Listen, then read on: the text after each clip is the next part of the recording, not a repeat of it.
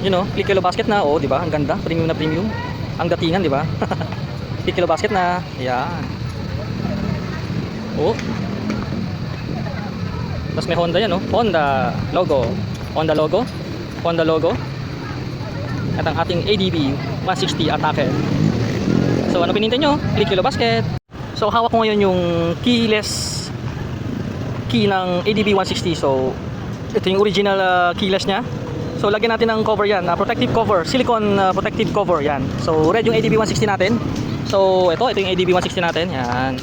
So yan yung ADB 160 natin. So red yan. So hindi ko pinili yung red, marami namang choices na kulay. So pinili natin is color white yung pinili natin, yan oh. So unboxing tayo. So na-unbox na natin. So ito yung sa likod. Syempre may Honda yan. Honda, yan, Honda na nakalagay. Napili ko yung white kasi clean look lang tayo. So gusto ko rin kasing magkaroon ng ganito na color white. Kaya napili natin. Tsaka premium na premium yung ano. You know, yung pagka finish niya, you know.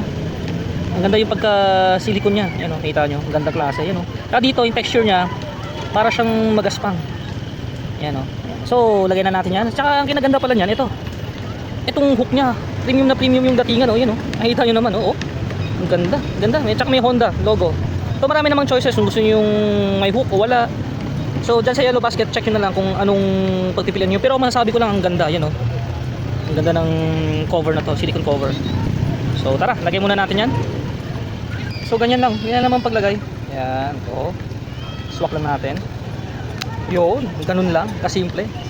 So at least kung if ever mamalaglag yung susi nyo, hindi magagasgasan. Hindi siya magagasgasan. So slide nyo lang, pababa. So yan, suksok nyo lang. Yun o, ganda o. Uy, grabe, premium na premium ang datingan. Yan. So lagay na natin itong Honda. Yun o, uy. So kaya merong ganito kasi merong ano dito, tornilyo, yun o.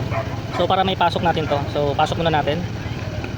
So yan na. So higpitan nyo lang maigi to para hindi siya kumalas. So secure na naman, maigpit na yan. So yan o.